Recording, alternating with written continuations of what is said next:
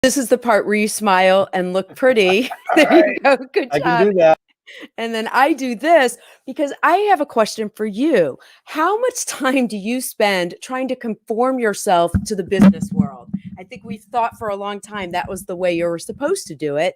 Well, my guest today realized that aligning your professional and your personal is much more powerful. So we're going to hear from Tim Frick, who is the founder and owner of Mightybytes, which is a LGBT business enterprise and also a B Corporation certified. So welcome to Intercultural.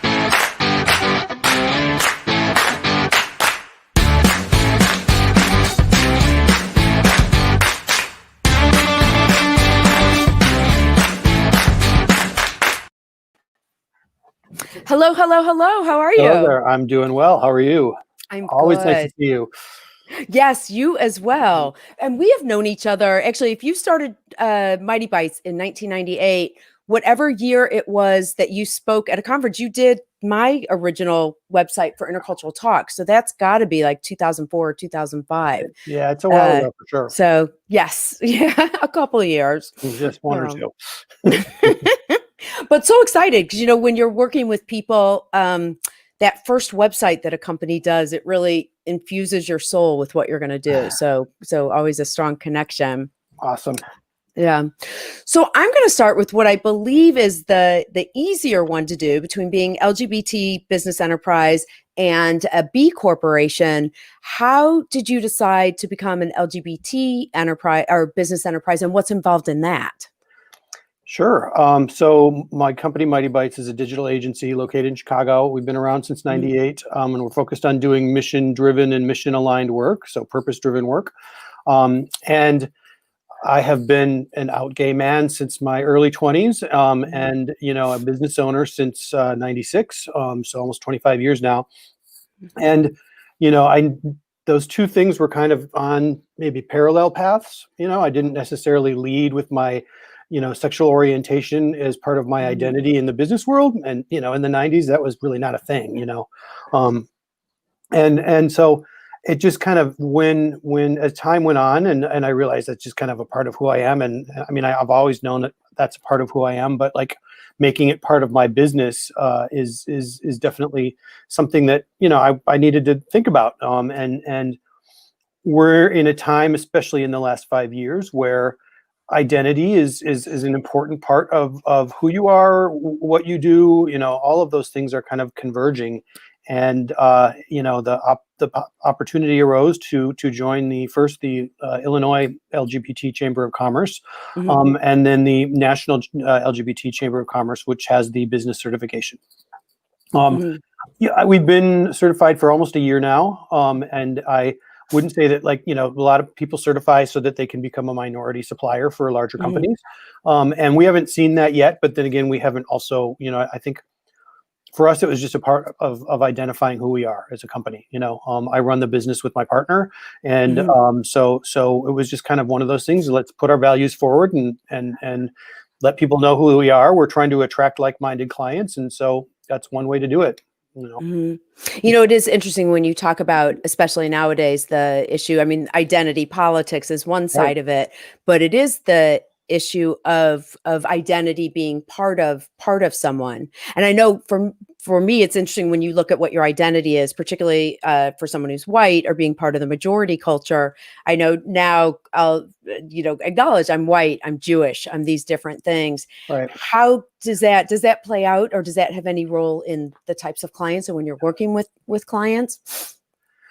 I think we have definitely found it's probably more part of the B Corp conversation, because we've been a B Corp a lot longer than we have been an LGBT business enterprise. I think, as a young, burgeoning gay man coming, thinking about that side of myself in the '70s and '80s when I was young, you're kind of just, I come from a religious family. You're kind of just, taught to society just pushes that part of you back, and kind of holds you back. And so a lot of that is really about just kind of dealing with that self-image and dealing with that kind of, they call it pride for a reason, I mean, being able to actually, just communicate who you are is just a natural thing by saying I have brown eyes or I have blue eyes or I, what I mean? Like, it's really just a matter of making that a part of who you are as a human. And so when, the opportunity arose for the business to kind of play a part in that, I was like, yeah, this absolutely makes sense.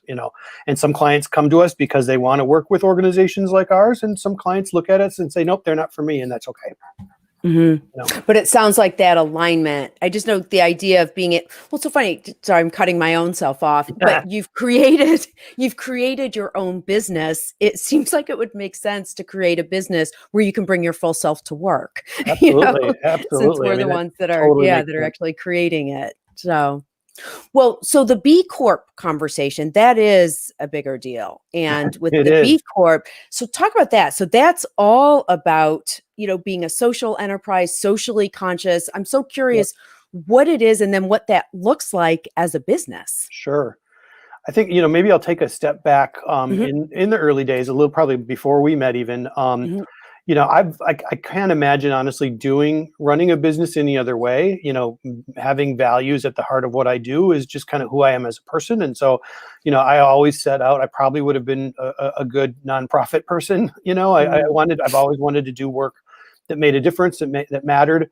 And like shortly after 9/11, when the economy tanked, I took on a few projects that were not aligned with my personal values, one of which was marketing cigarettes as an active lifestyle brand. And so it's like a lot of extreme sports and that kind of stuff. And I worked on a project for, I don't know, like several weeks, and worked myself into the ground trying to get this thing done on time and all that kind of stuff, and got sick because of it, and realized that I had busted my butt for something I didn't believe in, just so that I could make $1. And it was all kind of compacted into a few weeks. So it really hit me upside the head like a bag of bricks. I mean, it was really kind of one of those things like, oh yeah, over time I could take on clients that don't necessarily believe in or whatever. But this was really like, I needed the work. I took on this project because I needed the work to keep my business going. And it was absolutely horrific on all levels. And after I got better, after, being sick from running myself ragged doing that project, I was like, nope, never again. And so I immediately started, anytime I had downtime, I was volunteering my time for nonprofits, taking what I do as a, communications person, as digital storyteller, that kind of stuff, and helping those organizations, find success on the internet. And that's kind of come to become Mightybytes' mission, over time. So I don't imagine doing it any differently. However, when the B Corp certification came along, that's really where everything clicked together. And it was, that was, I found out about B Corps on a climate ride in about 2010. I was doing a multi-day endurance bike ride for charity cause. And, someone from B Lab, which is the organization that certifies B Corps, came and gave a presentation to our group. And I was like, that sounds exactly like I want to, like the kind of business I want to be. So B Corp itself is actually just a business. It's somebody who founded a business and created a standard for certification, correct? Yes, they're a nonprofit. They are a 501c3, but they came from the business world. They owned a basketball shoes company called And One. That got bought out by another company, and that company went in and stripped them of all of their kind of good works projects and stuff that they had. And so they said, let's do something that makes sure this doesn't, that business owners can be protected from this and make sure this doesn't happen. And so the B Corp world kind of comes in two flavors. It's there's the certification, which is a rigorous, multi-part assessment that every business goes through that assesses you on your performance based on workers, governance, like how you run your company, your role in your community, what kind of community corporate citizen are you, what kind of customers do you have, and what is your environmental impact. And so basically you go through that every 3 years and reassess your company on those things. Wait, so one sec, I just want to make sure. So it's the social impact. So it's who the clients are that you're serving. It's your environmental impact. And then what were the other two that you said? Sure, three. Customers, who your clients are, what the environmental impact is, how you govern your company, so what kind of policies and practices that you have in place for things like equal pay and that kind of stuff. And then there's workers, how you treat your workers and how you treat the employees, and your contractors and that kind of stuff. And then there's community. What kind of corporate citizen are you? What role do you play? Giving back. Yeah. So we met at an at an event that I was giving back to the community long before I knew what a B Corp was. And so we had some of these things already. in place. But going through the B Corp assessment was eye-opening for us.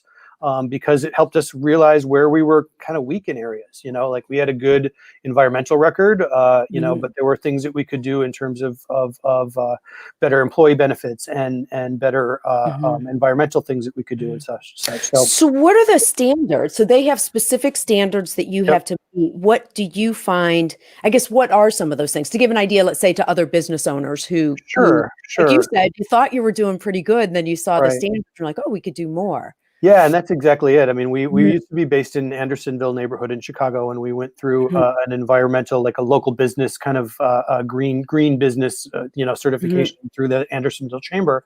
And so we are already using low flow toilets and LED light bulbs and kind of all of it, recycling bins, all of that kind of stuff.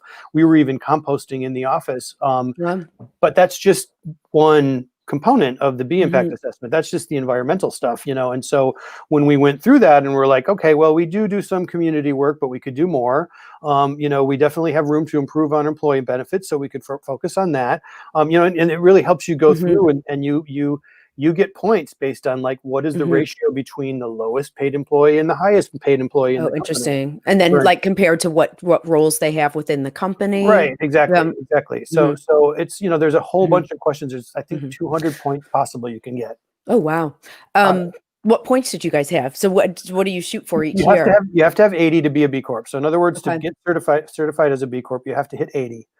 We were at 82 or 83 our first certification. I think we went up to as far as 98, and we kind of went back down because they changed the assessment and it got more difficult. Right now we're at 102. And we are on the verge of certifying for the 5th time. So we're right in the process of doing our 5th certification. We have a goal of getting to 110. How many companies are certified in the US? Well, totally there's about 3,600 companies around the world. Over 50% of those are outside the US. Okay. B Lab has offices on every continent except Antarctica. So there's a B Lab UK, there's a B Lab Europe, there's a B Lab East Africa, there's a B Lab Asia. There's all of these offices that work with local companies to certify them. And then the thing that I was going to mention earlier, the second part of all of this is the benefit corporation legislation. So what that does is that allows you to bake the social impact into the legal structure of your company. So for instance, Illinois passed that legislation in 2013. Mightybytes was one of 14 companies that went down to the Secretary of State's office and filled out paperwork to become a public benefit corporation. And so essentially all that really means is that you use a third-party standard, in our case, the B impact assessment that I was just talking about, to align purpose and profit, and that those things weigh equally in the operating of the company. And so the only difference that really makes for us compared to where we used to be is that every year now we put out a benefit report alongside of our annual report. So our benefit report outlines the social impact that we created as a company over the previous year, and we do that every year. Okay. And who does that go to? That just gets distributed via marketing or to your B Corp? Where does that go? It's supposed to be filed with the Secretary of State, but they don't really follow up on that or anything. The requirement is that you have it somewhere publicly available. So we just make sure that we put our benefit report on our website by May 1st every year. So we have a section of our website that is past benefit reports that outlines kind of the things that we've done, to kind of make good on our commitment to solving social and environmental problems. Okay. I want to go back. You talked about the whole issue of community involvement, and I think it's important for people who are watching either live or after the fact to understand what that means for you, because when you do something, you don't just do it. Like you co-founded and created an Illinois B Corp organization. I know you were chair of the Climate Ride. I definitely want to find out more about the content marketing, the Chicago Content Marketing Conference you created. So for you, like when you go in, like you're all in. If I'm passionate about something, I definitely don't hold back. That is for sure. That's just been kind of a MO for me since the beginning. Well, just talk to people. And I'm not sure if there's a connection between the Climate Ride and your work, but what is the Climate Ride? Because What is it, like Sure. 4 days, 2 weeks bike riding? They do a bunch of different events. There's climate hikes, there's climate Mhm, rides, then there's climate runs. And so all of these are endurance events, typically multi-day. mhm, And so those organizations, those events, for the most recent one that I did was through the UP of Michigan. It was 5 or 6 days, mhm, and we rode bikes, and we mhm, raised money. And so we raised money for environmental charities. This year we are funding Climate Ride, the organization itself, but in the past, their Climate Ride has 100 to 200 different beneficiaries you can choose from. So in Chicago, where we're located, you can choose from Alliance for the Great Lakes, World Bicycle Relief, Active Transportation Alliance, any number of environmental charities to raise money for. And historically, environmental charities receive the least amount of like less than 3% of all corporate mhm, giving, or less than 3% of all philanthropic giving goes to environmental charities. Less than 3% of that comes from the business sector. So for mhm, businesses to be involved in helping environmental charities is really crucial. And so as kind of part of that, we're also a 1% for the planet member, meaning that we take 1% off of the top of our business, our top end mhm, sales, not our profit. 1% of our sales go to environmental charities every year. It's a philanthropic thing that we do every year. And that was started by the folks at Patagonia, another B Corp. mhm, And there are thousands of companies around the world that take this model and mhm, such. So Climate Ride, raises money for environmental charities. It's a really important cause. I was on the board for 7 years, 3 as its president. And I really enjoyed every single bit of it. I'm still an active participant. Like I said, did Climate Ride this year. I try to do one a year if I can, just because the people there are incredible. The challenge is good. I ain't getting any younger.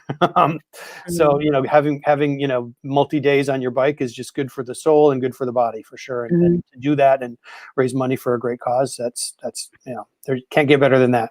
mhm.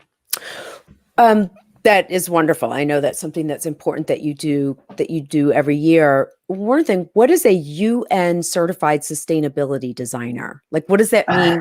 Design for, because I'm thinking of designer like websites that you do for Right, clients. right. What does it mean to be a So, sustainability designer? um, And yeah, note that UN certified on that. yeah. Well, it's not really. It's Gaia Education is the name of the organization Okay. that does the certification. They are a UN education partner. Okay. So I have been, kind of passionate about sustainability for many, many years now.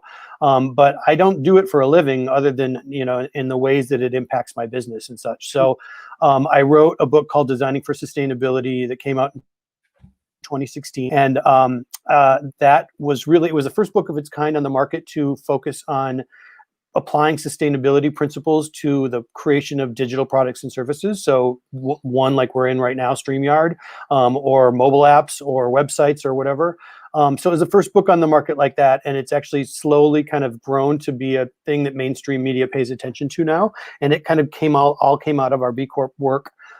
But beyond that, I really wanted to get a much broader understanding of sustainability at a larger and more holistic level. And so I took the Gaia Education year-long Design for Sustainability course, and they give you a certificate at the end. And it was pretty rigorous. It was 400 hours of study plus a design project. And they focus primarily on eco-village design. And Okay. so we had to design our own eco-village as our final project, which was really interesting because you're essentially, designing a city, which, that is a much broader Mhm, kind of application of sustainability than, for instance, using green hosting for your website, which is something that we do every day mhm. at Mightybytes. So So it was, that might be a way, and I'm sorry to cut you off, but there's so many questions with I that. know, So I'm sure, sorry. I'm like, wait. So what is green hosting? And then as far as designing for sustainability, is there anything that you do with clients or with Mightybytes that requires designing with sustainability? Sure.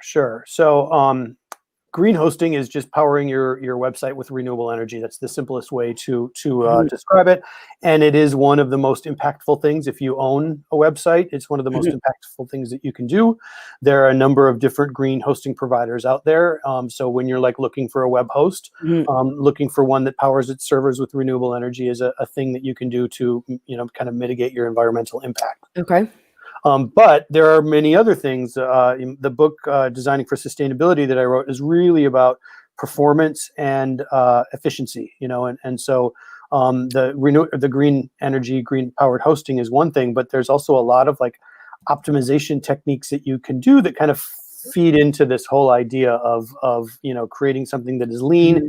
and efficient and uses the least amount of resources possible. And that philosophy really should go through all of our lives and in general, we apply it to the process of building websites and digital products, but it also can be applied to the clothes you buy, the groceries you buy, the car you drive, all the decisions in your life, thinking about like, how do I do this? Sure. I feel like I get it with clothes. Like, if clothes are recycled, or with material Right, things, it feels like if it's right, recycled, or you can trace who made it. Is it fair trade? All those right, kinds of right. things. Is there a way to, and maybe I'm just dense, can you, No, no, and I get easiest. screen posting, but how does that look? How do you use that for some sort of physical manifestation when Sure. you're designing a website? Easiest way to think Mhm, about it is that pixels require electricity. Like every mhm, time you use your phone, every time you load up a website there, that requires data to be transferred. That data has physical weight, even though we think of it as this kind of invisible mhm, thing because it just comes out of the magic and out of the sky and magic and into our phone. But the reality is that all that requires electricity to run. And in the United States, most of our electricity is powered by fossil fuels. So mhm. because of that, over the years, the internet, as it's grown exponentially over the last 30 years, has become this huge, huge contributor to climate change. It has a massive environmental impact, some say larger than the airline industry. And that's a thing that Really? we use every day. And so, Wow. that came out of us being a B Corp. When we went through the assessment, we were like, well, all right, we don't have a supply chain. We don't have like a lot of Mhm. things that a bigger business might have. What is it that we can do to affect change? And so we build the internet for a living. And around 2011, when we certified as a B Corp, there were these articles were starting to come out to say, well, the internet's not quite as green as you think it is, even though it Mhm. replaces paper. It's really, has an environmental impact all of its own. So we're like, okay, well, what can we do there? What can we do with that? And so we built a tool called Ecograder to help people understand if they put their URL in, they can get a bunch of suggestions and a report on how to make their website more green. What is it? Is it like ecograder.com Yep, or? yep. ECOGRADER.com. And we've just, we kind of retooled our processes and practices to follow that, those ideas and that Mhm, philosophy. And we were definitely the first to do this in terms of a business. There were other people that had been mhm. writing blog posts and articles and scholarly articles around, the environmental impact of the internet. But it's been really rewarding to see that get more mainstream attention, and lots of other digital agencies like Mightybytes have kind of cropped up and said we're in on doing this too. And so it's now possible to get a sustainable website, so to speak, that has reduced emissions and still meets your business goals. That's really the most important thing, right? We want we have websites so that we can actually use them to meet our business goals and help our customers and users do what they need to do. Mhm. You know, I would imagine people don't always think about, we're so focused on how like the functionality of the right, website, right, that I right. don't think we always think about what goes into running the Oh, for website. sure. Yeah. And the thing is, there's like, when you talk about using the website, if it takes you 10 steps to do a 3-step process, that's a huge amount of effort wasted. You're wasting money building the 10-step process when you could have built a 3-step process. You're Mhm, wasting electricity every single step of the process, and you're frustrating your customers. They don't want to go through a 10-point process. They want to go to a 3-point process or 3-step process, and 90% of them will go find one. So it's also mhm, kind of detrimental to your bottom line as well, because if you're not thinking about how to efficiently get your customers and your users the things that they need as quickly as possible, you're going to piss them off. They're mhm, going to get frustrated. They're going to get, not very happy, and they'll go somewhere else. And so not only is it the right thing to do environmentally to do that in a lean and efficient manner, but it's also just a good customer service thing to do. mhm. And it sounds like, though, companies will probably search you out specifically to do that, though. Yes, in terms of like user experience, absolutely. That's a pretty common thing that agencies like mine do is going through and creating good user driven experiences. Um, I don't think the greater business population has yet kind of come to the place of I need my website to be sustainable. Mhm. It's been really encouraging that publications like Wired and Fast Company and The Guardian and a number of these different organizations have put articles out now talking about the internet and climate change and how their roles are. It's especially critical with emerging technologies like AI Mhm. and IoT and like all of these kind of emerging things that have a much larger electricity need. Mining for Bitcoin takes a huge amount of electricity, for instance. So making sure that that's done as efficiently as possible it's really rewarding to see that mainstream publications Mhm. are thinking about that. The next natural step, as I see it, is that business owners start to think about that. They start to think, Mhm. great, I want to get in on the Bitcoin train, or I want to go down this path, but I also want to do it in a responsible manner. Mhm. You know? Well, talk about that's why I put the Ecograder back, the ecograder.com. I don't think people understand at all that one website could use more or less energy than another. Or maybe that's just me who doesn't like I don't get it. How does one website use but that's why I'm here. Right. I'm here to make sure that people watching get it. How does one website use actual more energy than another? Because it feels like it's all the internet. Right. So it must be something where websites are connecting to the internet. This is a perfect opportunity to use that kind of physical thing that you were talking about as a metaphor. So let's say, you only buy from B Corps, you rarely eat meat, you only, what I mean? Like there's all these things that you can do as a person. And I do exactly the opposite of those things. My environmental footprint is going to be much larger than yours. And so the same kind of philosophy applies to pretty much everything. If you're and you apply it to a website, if your website is slow and bloated and requires a lot of energy to run, it's going to be less efficient and more frustrating to your users, and it's going to have a larger Mhm. carbon footprint. And when you think about the fact, it's a scales game, or it's numbers game. You think about the fact that there are billions and billions of websites on the internet. That's really where the impact comes from, is that, like, there's a billion of these out there. So why Mhm. not start where in the area that you can control and say, you know what, I want my website to be as efficient as it can be, not only because that makes sense for the kind of users I want to attract and customers I want to attract, Mhm. but that it also has a lesser environmental impact when I think about the fact that there are billions of these online. Mhm. And so with now just going back to it's really fascinating because that It's is a going rabbit hole. Let's so be much. honest. We only got we're 27 minutes in. I could go on this like for a while, but no, I hear you for sure. Mhm. But it sounds like with the B Corp process though, and the 200 points of different things that you can do to be more socially. So it talks about like socially conscious, but Right. also economic sustainability that Oh, is totally. just Yeah. and social. Are Yeah. No, there I think that's a really, really important point. As an agency, Mhm. we went all in on like trying to accomplish all those things that we thought we should improve, but we didn't have the resources to do some of them. And Mhm. so, you have to kind of balance the financial, prosperity, or the like financially sound components with the environmental and social practices, and making sure that you have the capacity and resources to do what you want to do.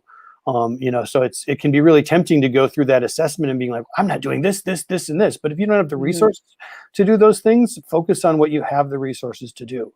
Mhm. You know, Do you feel like you evolve each time with your clients because you're working with not-for-profits, you're working with other socially conscious yep, um, businesses, and it sounds like you have, because of being a B Corp, you kind of have a standard of clients that you actually might not take. Is oh, that? for sure, yeah. No, we don't Mhm. work with fossil fuel companies, for instance. Mhm. Tobacco. There's a bunch of different things that we're just like, nope. I mean, we go through everyone who comes in, and says, hey, I want to work with you. We go through a little bit of a vetting process for sure. Mhm. Um, at this point, 95% of our clients are what I would say aligned with Mightybytes mission. We Mhm. have one client that we've been working with for 10 years that treats us really well, that we love working with, but they're not necessarily mission aligned. Like they're not, a B Mhm. Corp, or they're not they're not a foundation or a large nonprofit or something like that. Um, we definitely vet, new clients as they potentially come to us. I think when it comes to making larger change happen, however, let's say, a large consumer brand, like a Tide or a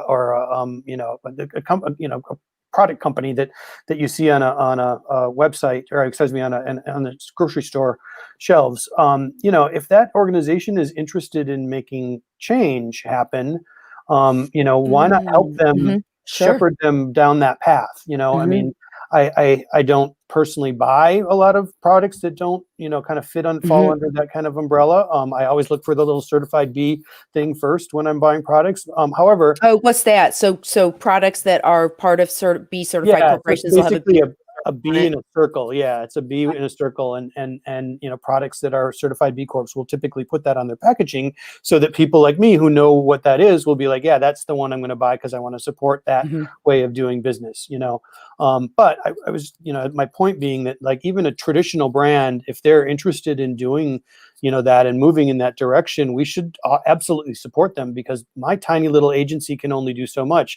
A Unilever, however, which has been really good at kind of trying to move their brand towards this direction, they have the opportunity to make huge change happen with the resources that they have. So, I mean, that should absolutely be encouraged, I feel like I have to ask, because we're talking about being socially conscious and good for the planet. And my mom, my sister, like my whole family are all vegetarian, vegan, animal rights people. Is there any animal component, or is it more environment and human social justice things?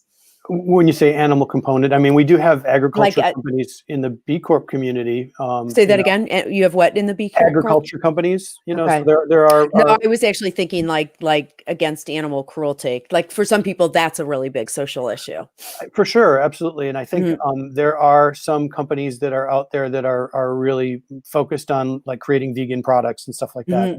There are definitely companies out there. The nice thing about the B Impact Assessment is that it's an eye opener and it's rigorous, but it's also flexible enough that you can define what works for you for your company. So everybody makes change happen, but we all make change happen in our own different way. Like, it would make no sense, for instance, for like Method, the soap company, to focus on green web hosting. You know what I mean? Like, that just doesn't connect or jive. So what works the best for your company based on what your company actually does, and how you can create what they call an impact business model out of that, where you're creating change and making money and helping people all at the same time.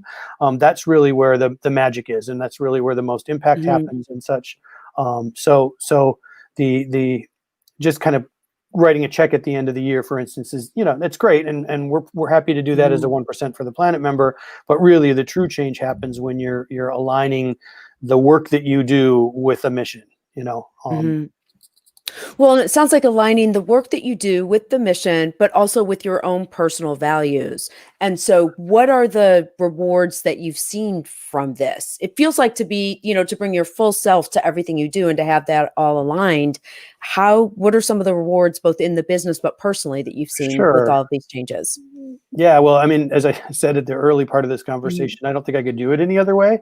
I think the reward as a business owner, and we're a small agency, we're under 10 people, and we've always kind of purposefully been that way. Some of the benefits are, people want to work with B Corps, so we find clients around that. We get clients who want to work with companies like ours. So that is a benefit from a single bottom line, so to speak.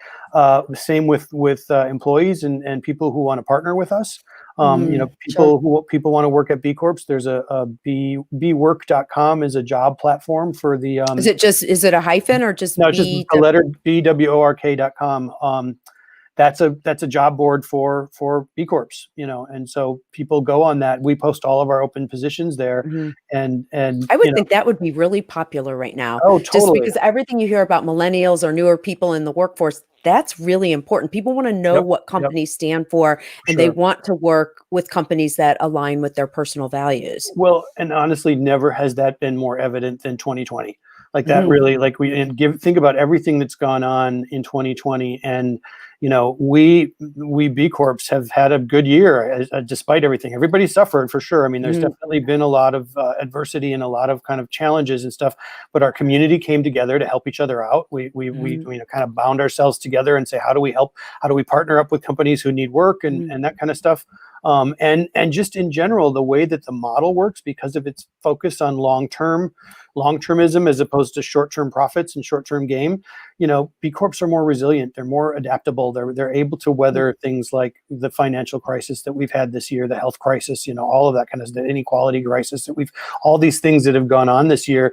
B Corps have been right there to roll up their sleeves and dive right in and be like, nope, we stand for a better way of doing business. So we've actually, in that regard, had a really good year. There have been more, the B Lab actually has a backlog now of all of the companies trying to become B Corps. Because of exactly this reason, that people I want to work for a company that stands for the right things. And we've all heard stories of billionaires who've made billions and billions of dollars during the pandemic, and that level of inequality is there, and we're directly addressing that as B Corps in a whole bunch of different But are you ways. saying that you've gotten more clients because of being a B Corp, that if people are choosing who to go to, that draws people more during a time like this when so many social issues are at the forefront? Okay. Yeah. No, I mean, that was happening prior to 2020. I think that's just a thing that people are much more cognizant of shopping their values now. And whether you're hiring a web design firm or a digital agency, or whether you're buying soap. Oh my gosh, or whether you're buying a cup of coffee. You're right. People want to know that their money makes a difference. That's really true. So, before people think that you never have any fun, and I think I asked you this, I don't remember if you did it, but when you did my website all those years ago, you used to make beer in the bathtub at the office. And it always sounded like so much fun. So what are you doing? Only because, my gosh, it seems like it would take you 800 hours a week to be able to do everything you do.